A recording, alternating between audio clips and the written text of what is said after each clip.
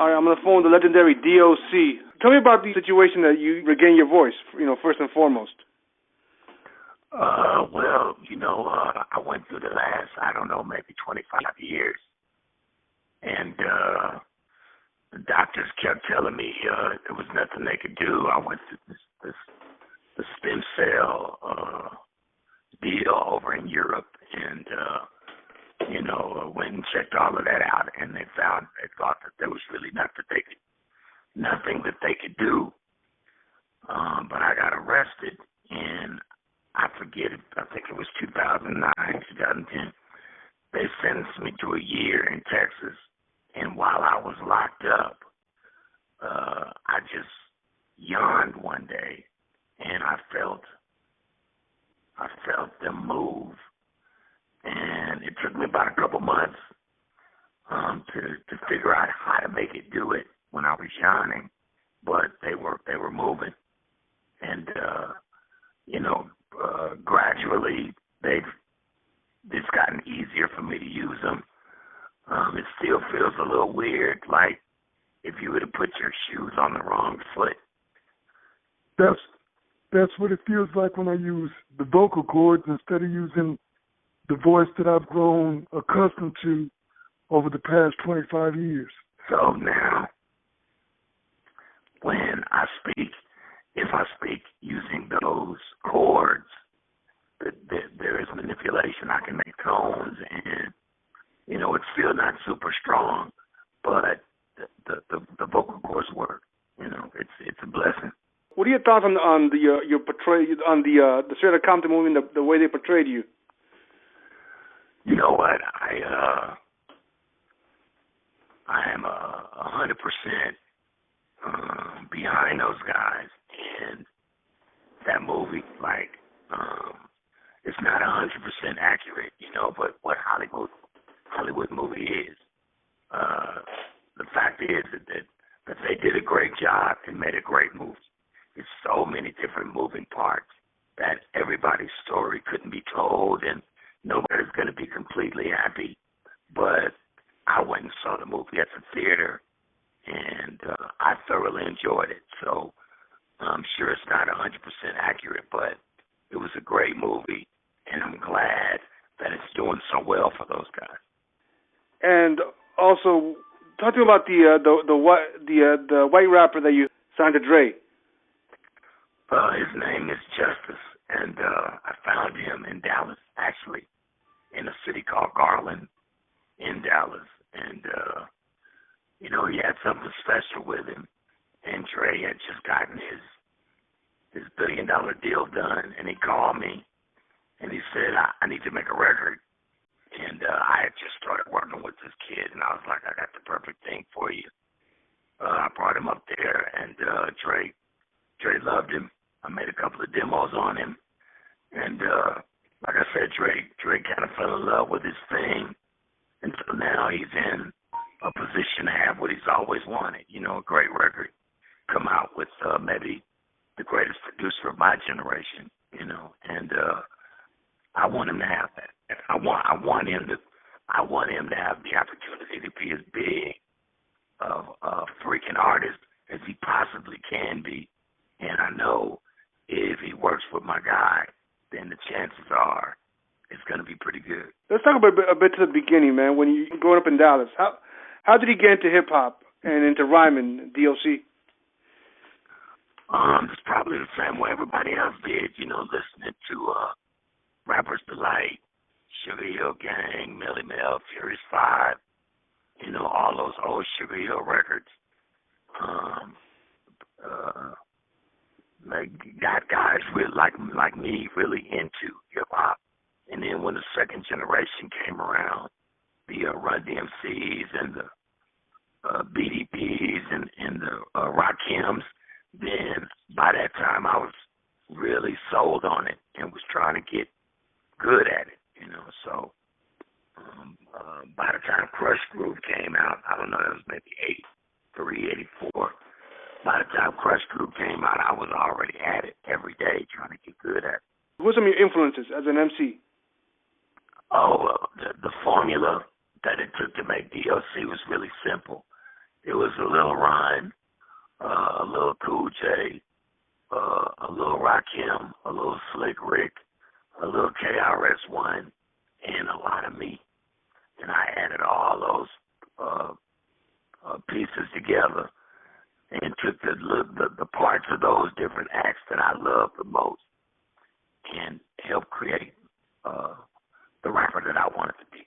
You know, Run was so confident, and Slick Rick, his stories were so cold, and KRS-One was so intelligent, and Rakim was just the god, you know. So I took what I loved about all those guys and made myself. How did the Feel Fresh crew come about? When I was a young guy, these guys used to be dancers, and they were dancing at clubs for tips, and they asked me if I could write an intro for them to do at their club. So I told them, yeah.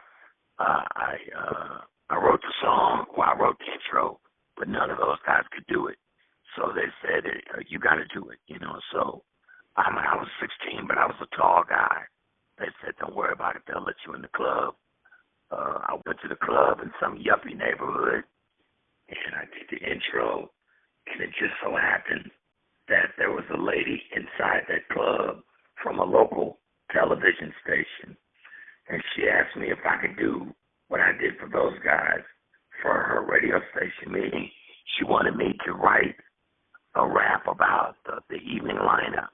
So I did that, and one thing led to another, and one of the guys in the group that was in the dance group and I got together and started a rap group of our own with a DJ named Dr. Rock, who was brand new to Dallas. He had just left Dr. Dre's Wrecking Crew prior, so he had just left Compton and moved to Dallas and was a big deal. And so he ended up being a DJ for me in my new group, and that's how Dre and I ended up meeting. And what was your first impression of Dre when you met him? I didn't like him. Mm-hmm. He was skinny, and he thought he was the shit, and I thought I was the shit. So we had to figure out who was going to be the big shit. But as it turns out, when we made our first record together, which I think was a song called Toughest Man Alive, we both had so much respect for one another's talent that we kind of knew that there was magic in that connection.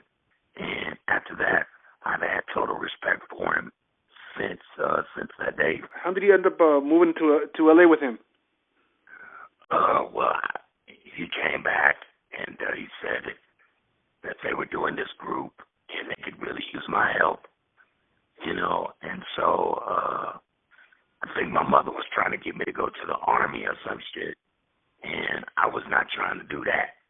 So I just got on an airplane and came to California, you know, and I think it was like maybe 6 months later we had sold our first million records. Tell me about when you did a Parental Discretion is Advised off the Outta Compton album. Well, that was their record, but I did a lot of work on that record. I mean, I wrote a lot of stuff on that record, and Parental Discretion was just those guys giving me a chance to at least get my voice on their record as a rapper. You know what I mean? I wasn't in their group, so they wouldn't let me rap on none of their songs. But the last song, they let me get on because, you know, I put a lot of work in on that record. What do you remember about that studio session? It was the shit. It was fun. We was 5 young guys. We were only concerned with having fun. Even though we were making songs like F the Police, you know, those things were driven by the energy that was coming out of groups like Public Enemy.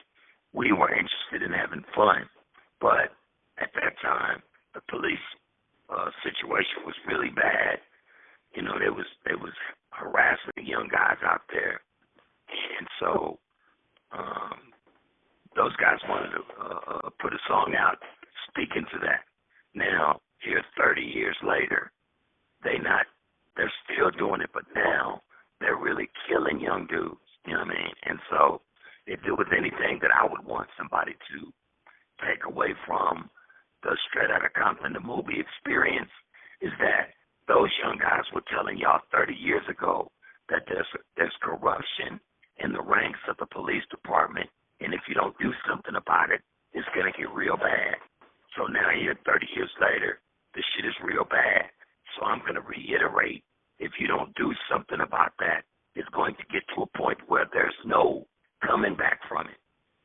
And it's going to be either a total abolishment of the law enforcement as we know it today, or you're going to get those guys under control. One way or another, you're going to have to get these police to be more mindful that they serve the people in those communities and not the other way around. So how was it working with Eazy on We Want Eazy, which you also helped write for him? I mean, it was great.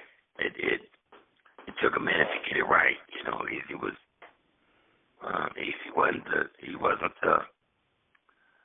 wasn't the most talented dude in the world when it comes to rapping, but he's tried real hard, and so it was just fun. You know, we was building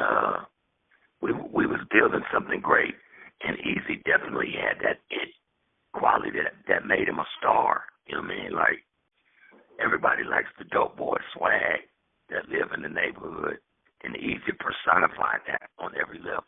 He was a G. He was a gangster.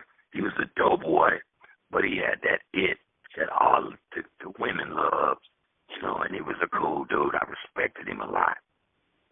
We didn't get along all the way to the end because some of the business was messed up. But I always respected him because I knew what he was and where he came from and where he stood. You know what I mean? What do you remember about the video shoot for We Want Eazy? They wouldn't let me get in it. That's what I remember about it. It was fucked up, and I was mad because I wrote the song, but they wouldn't let me get in the video because I wasn't in the group, and I thought that was just wrong. That really pissed me off. You know what I mean? That bothered me. And matter of fact, a lot of things like that during that time bothered me because I worked really hard on that record with those guys, but nobody ever shined the light on me. They took all the credit for themselves and just ran with it, you know. And whenever it was time to do interviews or take pictures, they would ask me to step out of the way. I mean, I get it. I get it now. I understand that it's business. But at 19 years old, when you work your ass off, you kind of want some of the glory. And the fact that I didn't get it or wasn't getting it, that was hard to deal with. What do you remember about Laylaw? Laylaw's my guy. You know, he's a talented dude, street dude. He was in the same business Eazy was in, and he was pretty heavy in the business, just like Eazy was. You know, but he's also a talented producer and writer. You know, but even more than that, he's just a good friend. All those guys are still are great friends to me, and I love every last one of them, and I want nothing but the best for all of them, and I'm so glad that Straight Outta Compton, the movie, is setting records.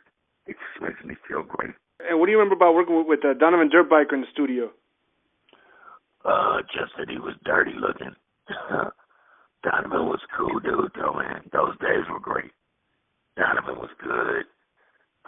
You know, his wife, Madeline, was good. Everybody, Yomo, Marky, Michelle A., Rand, it was a family, and we were all cool. What do you remember about the recording process for No One Could Do It Better, for the album? You know what, when I did that record, the time went by so fast because we were doing my record when we were out on the road. So whenever we got a minute, Dre and I were going to a studio, whatever city we was in, and spend some time. So really, it took no time to do my record. It was like 3 weeks, maybe a month to do my record because I was writing the records on airplanes and shit.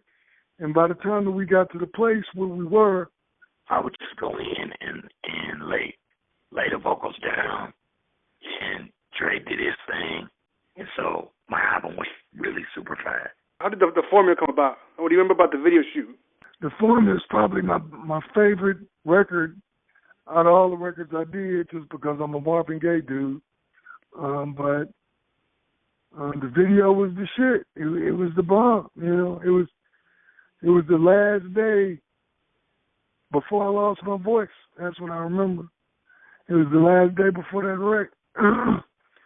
And I was high as hell and on top of the world and trying to have sex with all the young girls I could find, and you know, and it was cool. But that next day, it was a terrible thing. But God bless me, because I'm still here, and I still got a shot at making a difference and getting myself out that way. I always wanted to be. I got a brand new son. Life is great. They just made a movie about me. You know what I mean? So everything is good. And what do you remember about Funky Enough? That was I had to beg Dre. What I remember about that song is that I had to beg Dr. Dre to make the beat. It was an old record by the Silvers called Misdemeanor. And when I first heard it, I loved it. I said, you have to make this into a song. He said, there's no way to sample it. There's not enough room. I'm not going to mess with it. And so I'd come back to him a week later and beg him to do the shit again. I did that. It took me about 2 weeks to finally get him to replay the song. So he finally did, and he's mad at me for being on his case so tough. So he tells me to go in and rap something on top of the beat so he can finish it. I didn't have nothing written, so I just went in there and said the first rap that was on the top of my head, which is something I wrote maybe months before that. And me and Layla had been smoking and drinking, so when the beat came on, it sounded like a Jamaican beat. So that's the way I rapped the rap, you know. And I did that song in one take, you know. They didn't stop the tape because the shit sounded so good to them. So I rapped that whole song in one take, drunk in a Jamaican patois. And what do you remember about the video shoot over in like those sewers in L.A.? Oh, it's the bomb. You know, that was my first video. That was the one that set it off. I was happy, nigga. I was, you know, coming from Dallas. Nobody thought I would be able to do it, but that was the day it all, it all got set off that day. You know, I'll never forget it. It was great. And how did you feel like 10 years later when Shine sampled it for That's Gangsta? I thought it was cool. They even had you in the video. Well, what was even more cool is Puff called me and said, well, what I got to do to get you up here to get in this video with Shine? I said, you already did it. You made the call. So for me, it was a blessing, and I was thankful. And I took my ass up there and got in the video. All right. And how did Mind Blowing come about with that Kumo D sample? Oh man, I mean, the same way anybody else's record just comes about, bro. You just get in there and work. You know what I'm saying? And what comes out is what comes out. And moving to 92, what do you remember? 91, how do you remember about working on the Niggas for Life album? Niggas for Life was, that was 91. And so I had just had that wreck. And so for me, it was just about trying to keep it going, you know, trying to keep from feeling like I had messed it all up, and it was over with, you know. So for me, it was just about trying to work and show people that I was still valuable, even though my voice was gone. And so I'd write these raps and have to whisper.